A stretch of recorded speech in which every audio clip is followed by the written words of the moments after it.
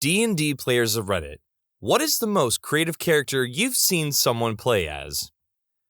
I once kidnapped a player character wizard and replaced them with a high-level illusion created by the BBEG. The player then had to control the illusion from the perspective of the BBEG, that's Big Bad Evil Guy, pretending to still be a member of the party. It was surprisingly effective. Just as they reached the BBEG, they were slowly realizing he wasn't helping much anymore. I played as a Wemmick back in college, and I loved that character. He was a druid, and thus could only carry wooden weapons. So, after thinking about it, I gave him a lance, and then proceeded to get every feat you could for a knight on horseback. Trample, charges, etc. I leveled like a monster class instead of a player class, aka slow as snails, but man, it was a hella fun character.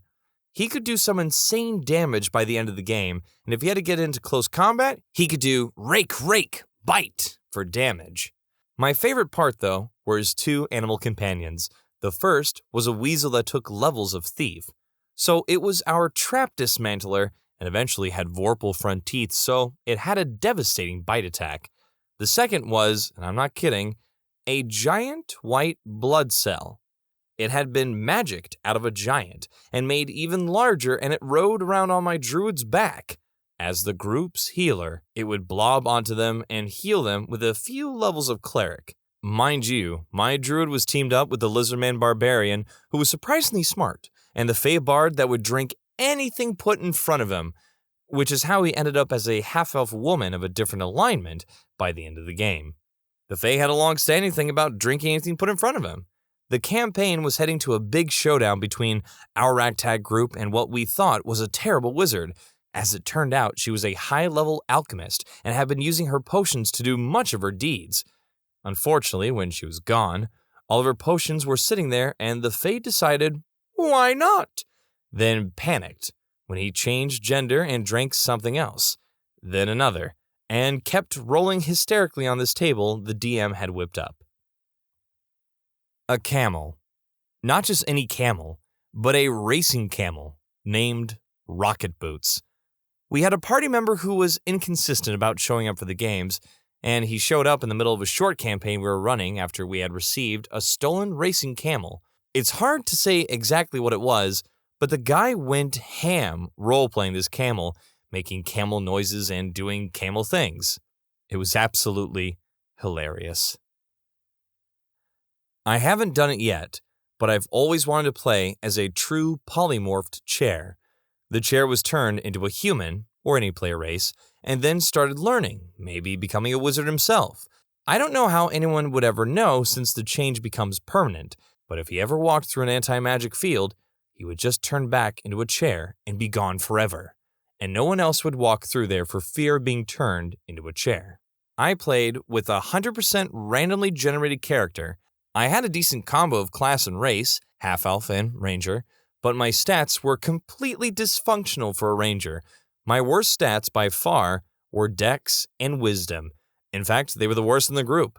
I was the ranger that could do everything a ranger was not supposed to do, and nothing that a ranger was actually supposed to do. For one campaign, I played a gnome illusionist and put all the points into alchemy. With my starting gold, which the DM gave us way too much, and few limitations, I bought a riding dog, 2 saddlebags of holding, and then another for my own carrying. I spent the rest of my gold on all the mundane gear you could possibly imagine. I used a spreadsheet to track it because the DM was irritated. I had 3 years of food and water, 3 tents, 10 cots, a collapsible bathtub, gnome-sized, everyone else can bring their own, a collapsible chair and desk for scribing scrolls, a portable alchemist lab, all manner of rope, poles, tools, containers, and even a few weapons. I packed trail cakes, fine wine, and a few pounds of honey. I think the only other magic items I took besides the bag of holding was a firestone. Don't recall the exact name, but it produced a fire from small campfire up to huge bonfire and renewed the item after 8 hours or so. I wish that campaign had gone on longer. I really enjoyed pulling random stuff out of my bag and then making the DM refer to the printed copy I had handed him 2 weeks ago, showing that yes, I did in fact have half a pound of marbles. Well, at least you didn't lose them.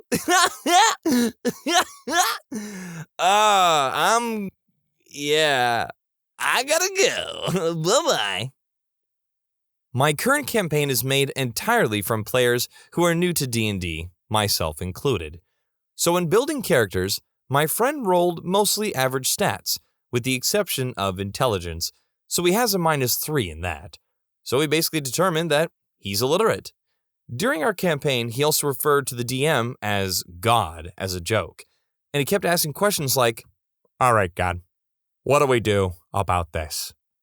So I made a joke that it looks like his character is actually communicating with God on a regular basis, but everyone around him just thinks he's insane and will never believe him. He then got the personality trait, Divine Guidance, which allows him to have a helpful hint once per campaign session. So canonically, his character can communicate with God, but to everyone else, he's just talking to himself as a result of his intellectual ineptitude. In plain English, a monk who fought everything by punching it repeatedly in the privates, Pathfinder monk with the maneuver master archetype who spammed dirty trick maneuvers. The look on the DM was priceless when they read the rules. Here's how it went. I tripped the tiger. Okay. Rolls the dice. Yep, the tiger's now prone. I elbow dropped the tiger in his fierce privates. Okay, so a regular unarmed strike. Oh, no. There are rules for that. No, there aren't. I beg to differ. The rules are this. You can attempt to hinder a foe in melee as a standard action. This maneuver covers any sort of situational attack that imposes a penalty on a foe for a short period of time. Examples include kicking sand into an opponent's face to blind him, pulling enemy's pants down to have his speed, or hitting a foe in a sensitive spot to make him sickened for a round. Huh. I guess you can punch the tiger in the privates. All the fights went from epic fantasy battles to this monk pocket sanding, private punching, and pantsing his way through every enemy. I don't know if there are any Joy Quest fans that are listeners to these kind of videos, but I was the dungeon master for Joy Quest, and I actually had a very similar situation to this. One of the players played literally as Jackie Chan, but he kind of named himself as like Jackie Chan. He actually had to fiddle around with this as well by implementing the way of the open hand in scenarios that weren't combat. So arm wrestling. So in one of the episodes, he actually tried to do like a bunch of different dexterity checks, and he tried to like slime and gum up his hands with a bunch of spit or some spilled ale, and basically try to cheat his way to the prize. Players. I've got a friend who is a weird character machine. Most recently is an orc named Sterog who believes that weapons are a coward's weapon, and beats people to their end with his shields. Before that was Robert the Destroyer, a barbarian who threw ladders at people. There was $3.50, or tree fitty, to his friends, a really creepy monk who could shoot vines out of his hands like Spider-Man. Villigamish, a 5e warlock who halfway through a random goblin encounter realized he was terminating them for no reason and became a staunch defender of goblin rights. Harold the Great and Powerful was a bard who was absolutely useless, but invested everything in bluff and insisted he was a high-level wizard. Also had a penchant for buying people's souls and then pushing them towards positions of power. The Bear Witch Project, aka BWIP, or Bruce Berner, was a lycanthrope witch that spent most of his time in half-bear form. When asked what his gut feelings were on a topic, he responded with, I have many feelings on guts. And of course, Justin Chandler, a shaman who saved literally all his gold till level 7, then used it to permanently enlarge and awaken his pet frog and deck it out with sweet gear. A player made a dwarf who was actually a very small human raised by dwarves. He was a barbarian and was modeled after Macho Man Randy Savage. He had a pet Wolverine, which he would throw at people screaming, "The Fastball Special!" The Wolverine didn't last too long. Randy, throughout the campaign, slowly went insane due to his fear of magic. Randy then began cutting people's hands off for no apparent reason, and the legend of Macho Man ended when he attempted to suplex a dragon. Suplexing a dragon. I mean, this sounds like an epic tale if you think about it. Just like this little man's like walking up this huge like ancient dragon just, "Mere mortals, they feared me for thousands of years. What will you do?" "I'll do like I always do. I'm gonna go in for that suplex. You need yourself a Slim Jim." And then unfortunately is crushed. Wow, what a tale. It's been a long time, but as I remember it, my buddy was using Middle-earth as the setting. My character was an elf with polymorph abilities, hung out in Mirkwood, and while transformed as various woodland creatures, spied on passerby on behalf of Galadriel. Spending 100+ years in Mirkwood changed her into something a bit more enty. Not physically, just personality. Lazy. Likes to talk about trees. At this point, I wasn't tainted with min-maxing or metagaming, so I was more than content to make this weird, awesome elven forest woman with no social or combat skills and send her into an adventure based on subterfuge, navigating deserts, and combat. I was also interested in making an elven woman who wasn't the Tolkien archetype. More awkward, homely, blunt, super into trees and tree stuff, and not the usual, "let's make dope skyscrapers out of these redwoods" way, but more like, "let me tell you which tree sap tastes best right off the bark." So she ended up being whisked away, reassigned to an adventure in the east past Mordor, in a desert where, according to the DM, Tolkien's mentioned in only one paragraph, blue wizards were hiding. She was very upset with her reassignment. Over the course of the adventure, because wizards, she got stuck as a parrot, rode another character's shoulders. Perfect disguise. Lots of scouting, lots of complaining about not being in Mirkwood, and also being a parrot. Many Mirkwood facts, Mirkwood reminiscences, drawing maps of Mirkwood in the sand with a talon. The entire time, I had her advising the party that returning to Mirkwood would be the best option. That said, when the enemy least expected it, BAM! Sleep mist and trash talk punctuated with WALKS! Surprisingly effective. We never finished the campaign, so I like to imagine she just abandoned them at some point, and there's a colorful parrot flying happily around Mirkwood, perching on a character who's actually from Mirkwood, not Treebeard, who I've been reminded is from Fangorn. See, all I know is Mirkwood squawk, nothing else. It was fun to think about this again after all this time. Now I'm probably going to remake her as an important NPC in my new wilderness adventure-based campaign. I don't know why, but for some reason when I imagine this, like, very chill elven woman who's just so attached to the forest, whenever she's, like, in, like, this parrot form, I just picture Iago. So, like, can you imagine, like, that change between just, like, "Hello, I am an old elven woman, here to guide you on your path back to Mirkwood to, Hey, you know what? I don't like being a parrot. This is ridiculous. Hey, let's go back to Mirkwood and check out the tree bark, huh? Rah! I once played a game where the players did not know any of their stats. Everything was run by descriptions like, "you're really good at getting into places that you shouldn't," picklock skill, or "you're bleeding from several wounds and are nearly at death's door." If it were that kind of game, the players wouldn't necessarily know where they were. By the way, it was the best campaign I'd ever been a part of. The GM was a freaking genius. We were in the Marines together, and he got orders to go to Korea. When he came back, he no longer played and wouldn't associate with us nerds anymore.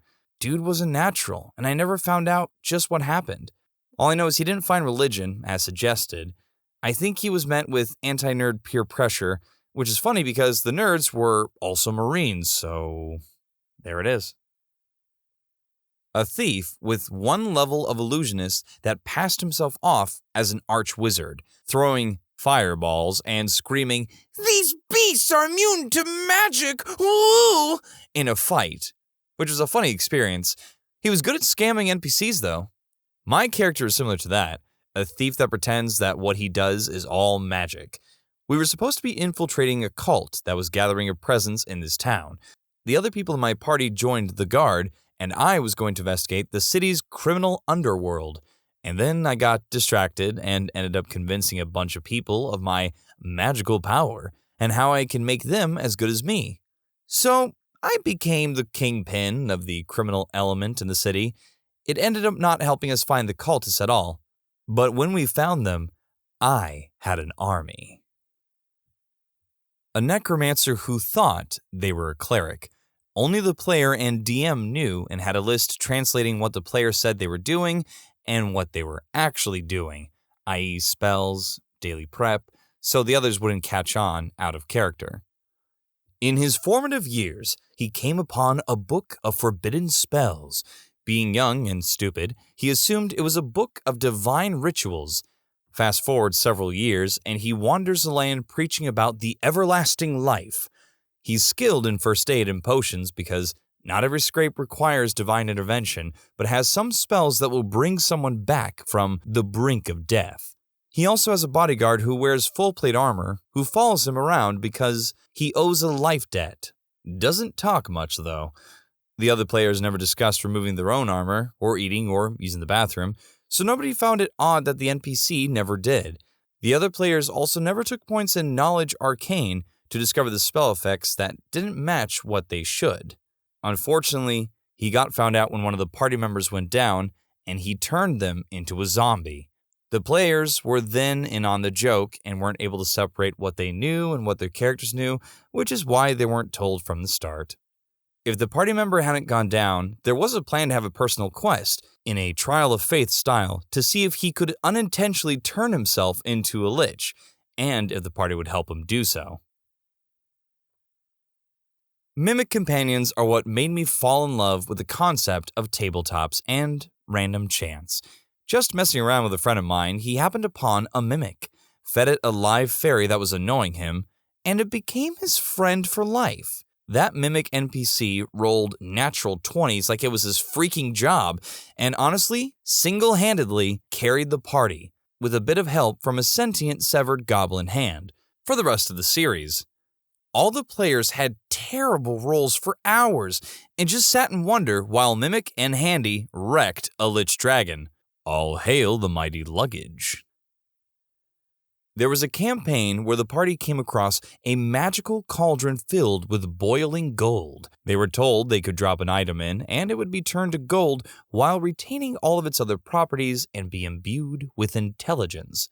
They were warned that the said intelligence might be malevolent.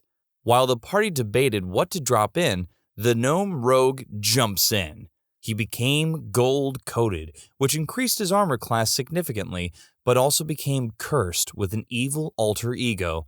There was much rolling to determine when and for how long he was forced to play as chaotic evil. I played a human fighter. He was a carpenter, had a wife and children. He was a really kind man, so kind in fact, he didn't carry a weapon. He was non-violent. His flaw, however, was that he had a massive malignant brain tumor pressing on his amygdala. Since they didn't have CAT scans in this universe, no one knew that he had inoperable brain cancer. Whenever our party was in a situation that caused great stress, like combat for example, my character would slip into a sort of trance and go on a rampage in the battlefield. He was absolutely stacked in combat, so he would absolutely clean the hell up when it hit the fan. The gentle carpenter would turn into a snarling, mumbling maniac who royally crapped on anyone who dared oppose him. He would come out of the trance with no memory of the fighting. Since he didn't carry a weapon, this required some creativity, so I made my character a master of improvised weaponry. Before combat, I would ask the DM if there was anything in the room I could lift above my head. Whatever was nearest is what I used as a weapon. Chair, stones, dead enemy's femur, you name it. My character was a whirlwind of bottles, debris, and the occasional small animal. A true force to be reckoned with. His name was Buin the Machine Rodriguez. Buin? I mean, I'm still invested. This is a very cool character concept. Kind of like a Dr. Jekyll, Mr. Hyde scenario, but like with like actual medical knowledge behind it. But the name Buin throws me off. Is that like a short term for like brain, I guess? But I just can't help to be like, my name is Buin the Machine Rodriguez. So, you want me to use my fists, huh? When you subscribe, make sure to hit the bell to turn on notifications.